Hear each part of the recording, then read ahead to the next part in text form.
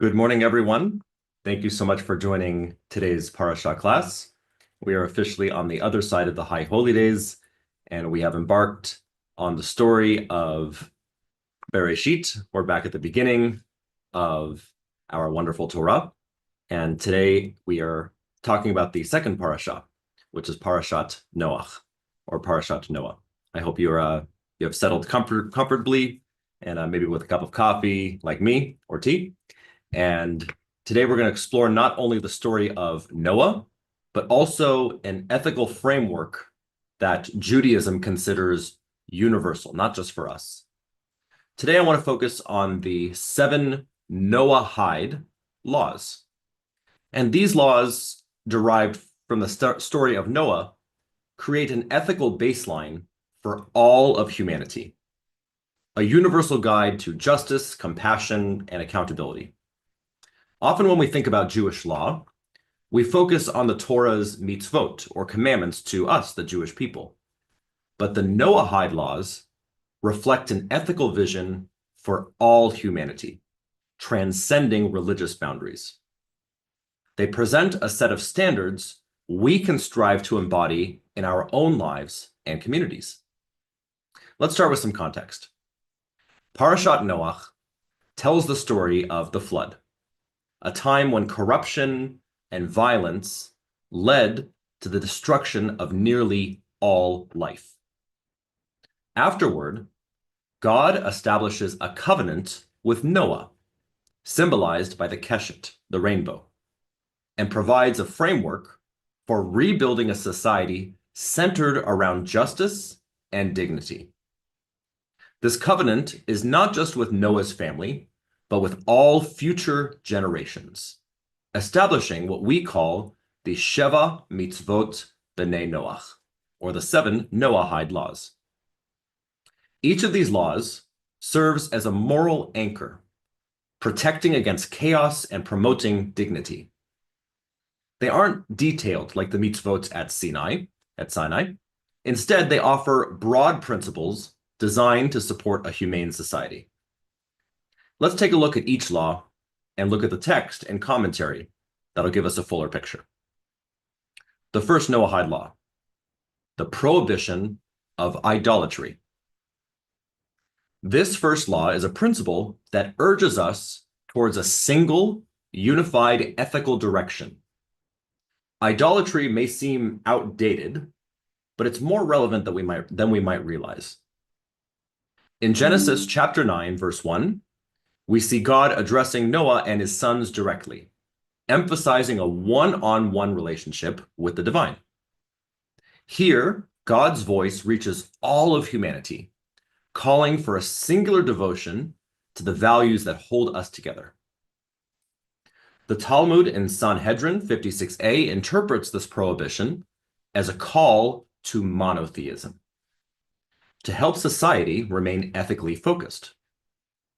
Rashi adds that idolatry doesn't just mislead individuals, but fragments communities, leading societies away from moral unity. This law cautions against anything that diverts us away from a core moral focus. In our world, idolatry can mean being overly devoted to wealth, power, ego, or any other thing which pulls us away from what's truly important. Idolatry, then, is more than just idol worship. It's about any focus that distracts us from our higher purpose. In reflecting on this first law, we're invited to examine what we idolize today. Are there pursuits that distract us from ethics, from relationships, or from our responsibilities? This law invites us to maintain focus on what truly matters and warns us of the risks when we allow our attention to be scattered. Law number 2, the prohibition of blasphemy. The second law against blasphemy addresses the sanctity of language. It's about how we use words to respect, uplift, or damage.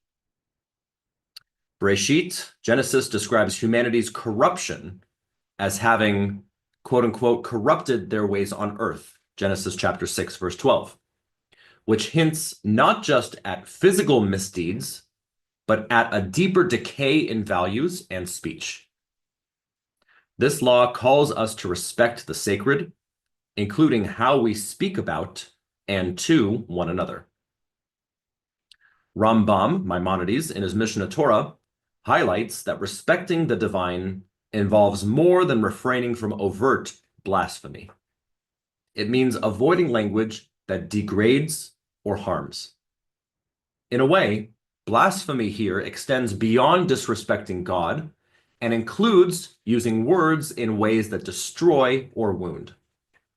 We are taught that language has creative power, that words have the ability to break or to build.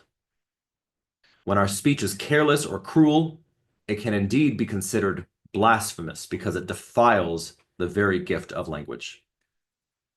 In today's world, we often see examples of harmful speech, especially online. This law asks us to remember that our words truly matter. They shape our world, our relationships, and our inner lives. It's an invitation to pause and reflect before we speak, to consider if our words are respectful, truthful, and kind. Number 3, prohibition of murder. The third Noahide law prohibits murder, underscoring the sanctity of life. In Genesis chapter 9, verse 6, God declares, "Whoever sheds the blood of man, by man shall his blood be shed. For in his image did God make man." This verse teaches that each life is sacred because each person is created B'Tselem Elohim, in the divine image. The rabbis in Pirkei Avot reinforce this idea, teaching that whoever destroys a single soul is as though they have destroyed an entire world. Murder, then, is not only an offense against the victim, but it's a rupture in the community and in creation itself. By honoring life, we honor God's creation, recognizing the divine spark within each one of us. This prohibition also extends to the way that we approach others. Even anger or hateful thoughts, which fall short of murder, can disrupt the peace and dignity we are meant to uphold. The challenge here is not only to refrain from physical harm, but to cultivate an approach that values and protects life in all of its forms. Reflecting on this, we might ask ourselves, how do we honor life in our daily interactions? Are there ways we can be more mindful of the words and actions that foster or harm life around us? This law calls on us to be guardians of life, not only physically, but emotionally and spiritually. Number 4, the prohibition of sexual immorality. The fourth Noahide law prohibits sexual immorality, emphasizing respect, integrity, and boundaries in intimate relationships. In describing the pre-flood world, Genesis says, the earth was filled with Hamas, filled with violence, with some commentators interpreting this violence as including moral corruption and a breakdown of ethical relationships. Rashi comments on the significance of this violence, explaining that it reflects a lack of ethical restraint and boundaries. This law reminds us that human intimacy, when respectful and bound by mutual consent, is sacred. But when exploited or pursued selfishly, it can disrupt the integrity of individuals and communities. In reflecting on this law, we're reminded to see human relationships, especially intimate ones, as opportunities for connection and respect.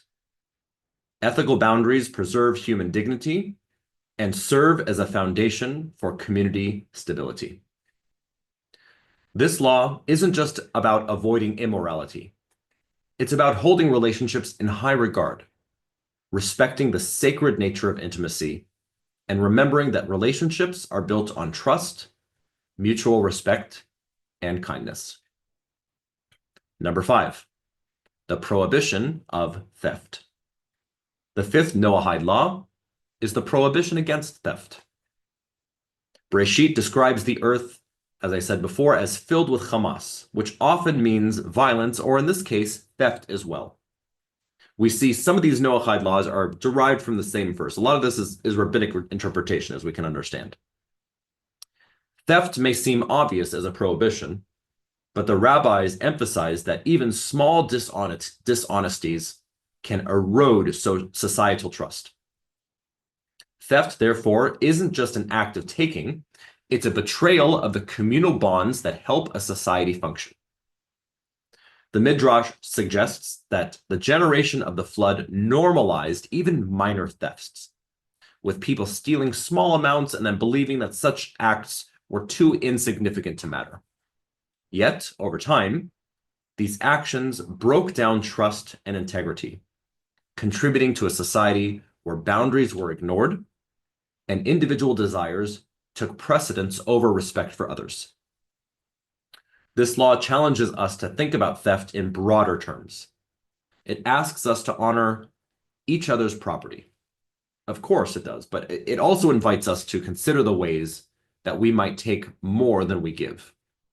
If we encroach on others' time, or we make assumptions about what belongs to us. It's a reminder to approach our dealings with others from a place of respect and integrity, honoring both the letter and the spirit of honesty. Number 6. The sixth Noahide law is the prohibition against eating the flesh of a living animal. It is a reminder to treat animals with compassion and respect. In Bereshit chapter 9, verse 4, God permits Noah to eat meat, but provides a clear instruction. You shall not eat flesh with its life, that is, its blood. This commandment suggests that while humans may rely on animals for sustenance, cruelty is not acceptable. Rambam Maimonides emphasizes that this law is about compassion. Even as we exercise dominion over animals, we are reminded that each creature has its own intrinsic worth.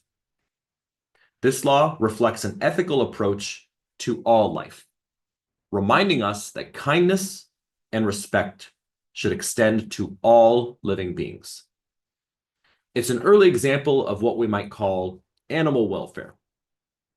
Not only a call to avoid cruelty, but an invitation to see our responsibilities towards the creatures around us. In our world, this law might extend to our treatment of animals within the food industry, as well as the broader question of how we respect Earth's resources. The reminder here is that all life has value, and we are responsible for how we use our power over other creatures. The seventh Noahide law, and the last one, is the command to establish courts of justice, forming a backbone of a just society. Bereshit chapter 9, verse 5, God states, "And of every man's brother, I will require the life of man." This verse is seen as a call for societal accountability and the need for fair judicial systems. According to Ramban Nachmanides, courts ensure the stability and accountability of a society. They uphold the other Noahide laws and ensure that a system of checks and balances exists. Without justice, society devolves into chaos, and individuals act without regard for the common good. Courts therefore prevent anarchy and promote trust, showing that the community values each person's rights and responsibilities. The importance of this law cannot be overstated. Without it, none of the other laws could function effectively. This is about more than punishment. It's about creating a society where people feel secure and protected, where wrongs can be righted, and where everyone is held to the same ethical standard. These 7 Noahide laws create a framework for ethical living that transcends religious and cultural boundaries. They give us a vision of what a compassionate, just, and respectful world might look like. By establishing this covenant with Noah, God lays out a path for all humanity, challenging us to become partners in creating a world that honors life, dignity, and justice. To recap, the 7 Noahide laws are: number 1, the prohibition of idolatry, a call to maintain focus on a singular ethical direction, monotheism. Number 2, the prohibition of blasphemy, an invitation to use words that uplift and respect. Number 3, prohibition of murder, honoring the sanctity of life as each person reflects the divine. Number 4, the prohibition of sexual immorality, respecting boundaries and maintaining integrity in relationships. Number 5, the prohibition of theft, honoring trust and respecting the property of others. Number 6, the prohibition of eating the flesh of a living animal, treating all creatures with compassion and respect. And number 7, the command to establish courts of justice, creating a fair and accountable society. The story of Noah becomes not just a tale of survival, but an invitation to each one of us. How do we treat others? How do we speak? Are we acting in ways that honor life and respect creation? Parashat Noah is not only a story of a family saved from a flood, it's a framework for living. As we go through our week, let's think about these laws and ask ourselves how we can integrate them into our own lives. In what ways can we embody these values of respect, justice, and kindness? And how can we help foster these values in our communities?